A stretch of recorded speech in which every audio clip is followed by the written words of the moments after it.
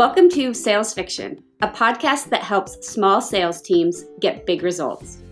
I'm your host, Christy Lawrence, the founder of Mighty Sales and a longtime sales professional who traded my corporate sales career to help small but mighty teams do more with less. Each week on this podcast, we separate sales fact from sales fiction so that you can hyper-focus your effort on the skills, strategies, and tools that will have the biggest impact on your bottom line. Let's dive right in. It's one thing to know where you want your team to grow. It's another thing entirely to get them growing in that direction.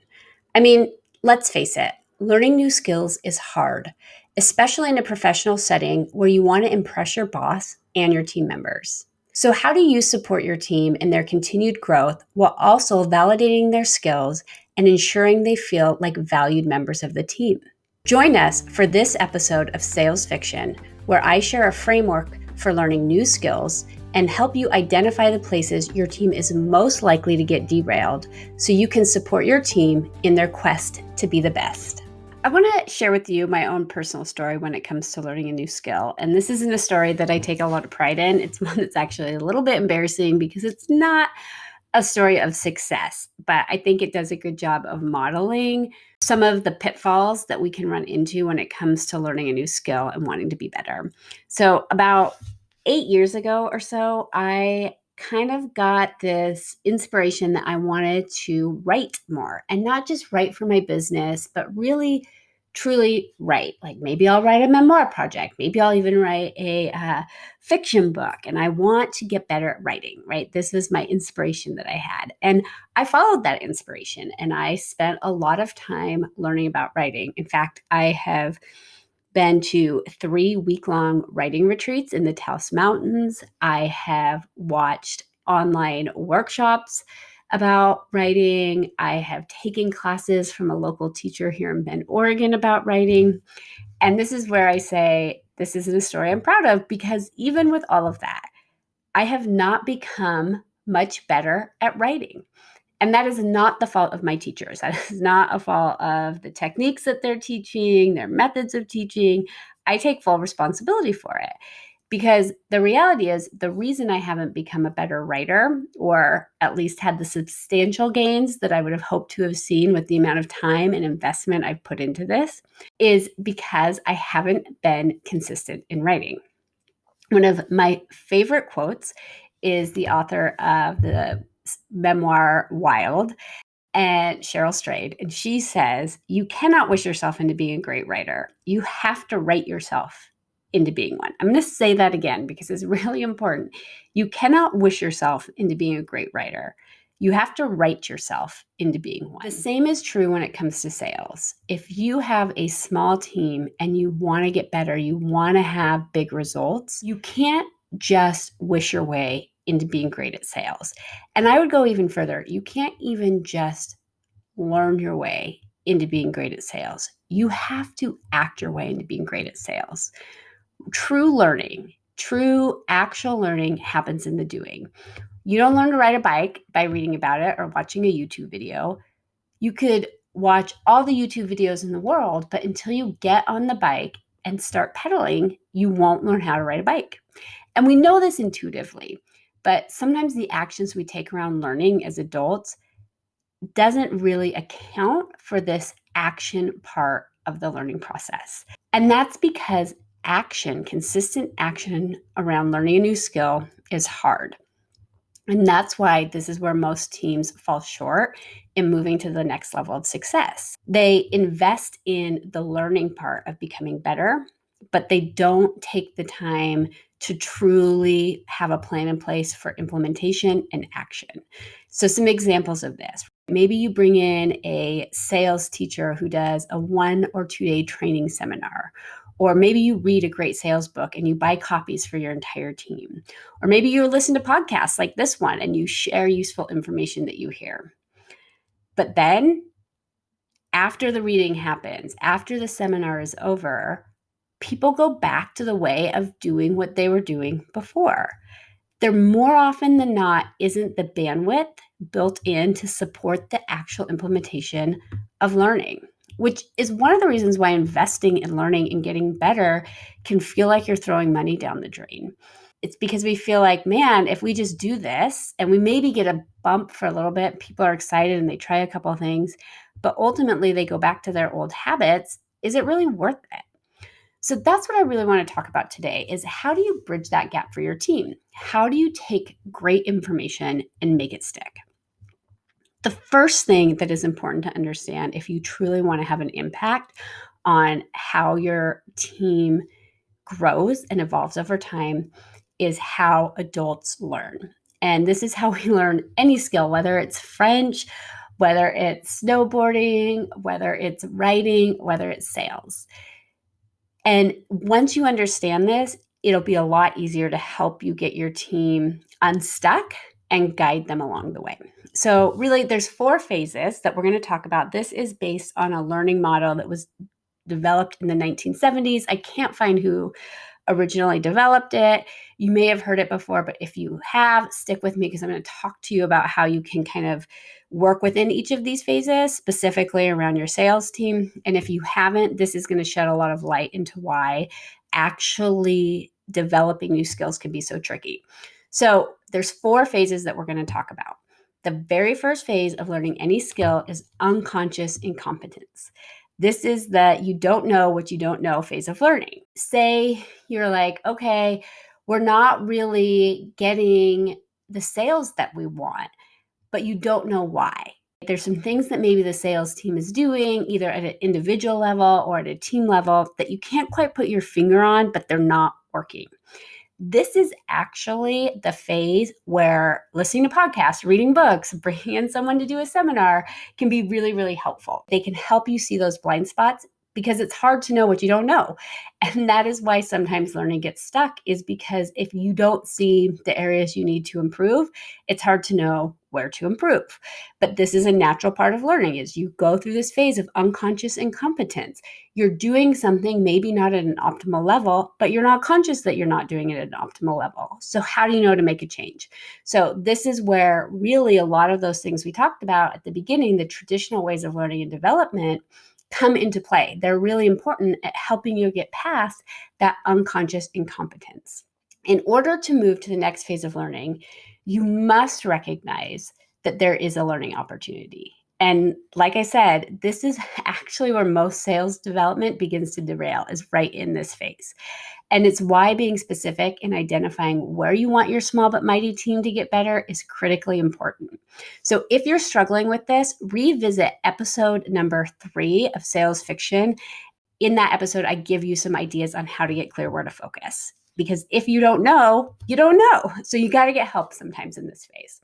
So once you've gotten help, once you've identified those things that maybe you didn't know before, you can move out of that first phase of unconscious incompetence and move into the next phase of learning, which is conscious incompetence. This is a tongue twister. This whole learning model is a tongue twister. This next phase of learning is conscious incompetence. This is the phase where you're learning, oh man, we're not really great at qualifying our prospects. We don't really see if someone's a good fit for our company. We just, if someone says yes, we move them right through the sales process without asking. And we're wasting a lot of time here, right? It's where those light bulbs kind of start to go off. And you start to have awareness that you don't have the skills and ability. So now you're moving to conscious incompetence. You see it, you know that you're not doing it well. And you don't know how to master this new skill yet, but you recognize that there is a skill you need to master. Once you've recognized that there's an opportunity, you move into the next phase of learning, which is conscious incompetence. This is the second big area where training derails. This is where you take a theory, an idea, a technique, and you actually start implementing it. And this is where you're going to start getting resistance from your team. Because it's new, the implementation will feel clunky. It'll feel uncomfortable. It'll feel unnatural. And quite frankly, this is where you and your team members aren't going to be good at it, so you will struggle with it. The reason why teams derail here is because if we've been good enough, or if we've had some level of success and we're used to doing things with a level of competence, all of a sudden doing something where we feel incompetent feels incredibly, incredibly uncomfortable, and our egos revolt against that. We want to go back to the things that we're good at. And so we start putting up all kinds of barriers. So the natural thing to do here, it isn't to fight through the discomfort of learning. It's to get back to that comfort zone and find reasons why you don't need this skill, or why this doesn't work for your business, or why this doesn't work for your customers. So this is where you're going to hear things like, this just isn't my style. This might work for other people, but it won't work for me. This just won't work for our company. It won't work for our product. Now, here's what I want to say. Sometimes you hear a technique, you learn a technique, you read about something in a book, you bring in somebody, they help you identify an area. And sometimes those things in that style aren't a good fit, or they might not work for your specific product or your specific market. But more often than not, that's not the case. It's really important here to question if that pushback is just a reaction to feeling uncomfortable, because that's typically what's causing that resistance. So I'll use an example of this. I love the book, Never Split the Difference. It's a phenomenal book on negotiating. Every salesperson should read it. Everyone who works for a company should read it. Anyone who just ever has to negotiate anything should read it. That book talks about asking, is now a bad time? And he gives a lot of reasons for that. And there's been some pushback on that in the sales field about, is that really the right approach? But I've seen it work. And I can tell you that when sales teams do it and they do it well, it can be very, very effective, and they make more appointments. I have a client who is implementing this technique across their team, and there was so much resistance. It's like, oh, I don't want to do that. That's not how I do it. This doesn't work for me. Here's why I don't want to do that. But most of the resistance is because it felt awkward, and it was new, and it wasn't a habit yet, and they'd forget. And it was frustrating when they'd forget, because they wanted to demonstrate how effective they are, how good they were at their job. That is where we run into a lot of pushback. I'm going to talk about that with sales performance and sales development, is that when you're working on developing a new skill, your team doesn't want to go through this conscious incompetence phase in front of you as their boss or in front of their team members. They want to impress you. They want to impress their team members. And so all of a sudden, when they feel like they're not doing something at the level that they're used to doing something with, man, that resistance comes in strong.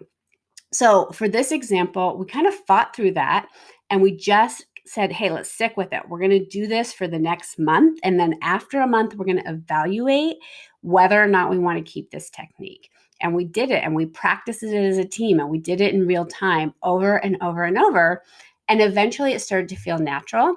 And now they're doing it regularly and booking more appointments, which moves us to the final stage of learning, which is unconscious competence.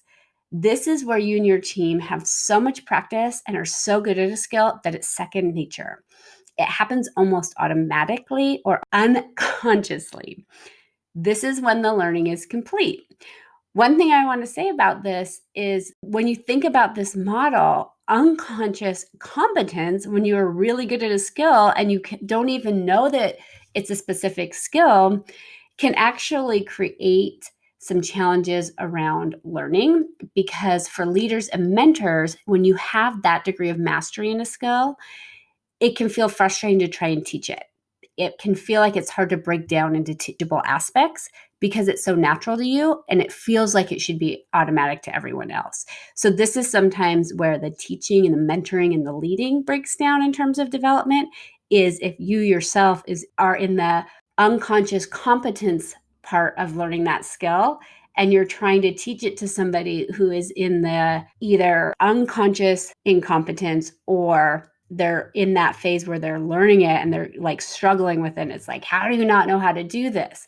So this is why it's so important to understand this learning model, is it helps us be better learners, and it actually helps us be better teachers too. So we've talked about a couple of places where learning often gets derailed early on in this podcast and throughout, and I want to give you some tips on how you can overcome that. First, recognize that adults are less receptive to learning because they have more at stake. Their egos are more active, especially at work. Your team members want to demonstrate mastery. They want to prove their value, which is often in direct conflict with the actual process of learning. So how do you combat that? First, put the fact that it's going to be uncomfortable and there's going to be resistance on the table. Name the elephant in the room. Talk about this learning model. Say, hey, we expect you to struggle. It's okay if you do. This is normal. You're probably going to have some resistance. This is why. Share an example of when you have learned a new skill and what that process was like for you. That can be incredibly, incredibly helpful. Another thing that's really important to help your team succeed in the learning and development aspect of growing is to create an environment where it's okay to make mistakes, where mistakes in learning the new skill are celebrated, where if you're learning something new, it's not shamed that you didn't get it right on the first try. You really want to make sure that you are creating that environment where people are supported in growth, not supported in perfection. We're going to talk more about that in our podcast next week too, because it's so, so important if you want your team to succeed at the highest possible level. The next thing that you can do to be successful is make it clear that you expect them to wait and decide if it's their style or if it'll work for them or your company or your product until after they've mastered the skill. I like to set a minimum number of times or a minimum length of time that you're going to use a new skill before evaluating. So set that expectation up front. This might not be the best tool for us. This might not work for us, but we're going to try it for the next 30 days. We're going to do it for, at least 15 times in a live client-facing situation, and then we're going to revisit it. We're going to take the feedback and we're going to adjust it to make it work for our team. So set that expectation up front so that they know, hey, if it doesn't work, we're not stuck with it forever, but we're not just going to say right off the bat, hey, this doesn't work, so that we don't have to go through that discomfort of learning. A few other things that can help: model it, do it with them, give them examples of when you've learned a new skill. Let them see you in the process of learning. Don't feel like you have to perform for your team every time you're teaching a new skill. Grow with your team. Be consistent. Support them in getting through the conscious and competence phase of repetition. If you let the consistency here slide, learning is going to take much longer and it's going to not be as effective. So this is where, if you're having a practice session or a skill development session, your team members might say, I can't go, I'm too busy right now, or this time doesn't work for me. I really need to do this. And look, I get it. Things happen in business. Sometimes that's true. But try not to make exceptions to those times, because a lot of times that is that natural resistance that's coming up. And if they don't get the repetition, they're not going to learn the skill. It's like you have to go back to write yourself into being a good writer, sell yourself into being a star salesperson. That's how you do it. And I've talked about this before, but you look at someone like Tiger Woods or Michael Jordan, they were still developing their game even when they were like at the top of it in the world. And so we should hold ourselves to the same expectation that these small adjustments, these small changes, these small learning things can help us continue to succeed at higher and higher levels. The most important thing you can do to support your team in their continued growth, though, is to cultivate a culture of continuous improvement. You can do that by outlining why growth is important for them as an individual, but also for the team and the company as a whole. You support your team by giving them adequate opportunities to move through the discomfort of learning a new skill and providing safe ways for them to stumble along the way until it becomes automatic. And you demonstrate that by your willingness to learn and being transparent about what new skills you're learning and what the process is like for you. Next week, I'm going to dive a little bit more into these roadblocks that keep people from growing and how you as a leader can implement small cultural changes that will help foster an environment where your team is eager and excited to learn new skills and enhance their existing one. We will see you next week. In the meantime, make sure you subscribe to the podcast Sales Fiction so you get fresh episodes downloaded as soon as they are available. And if you enjoyed this podcast or our previous episodes, please share this with a friend and write a review on iTunes. That helps us support more small but mighty teams in producing big results. See you next week.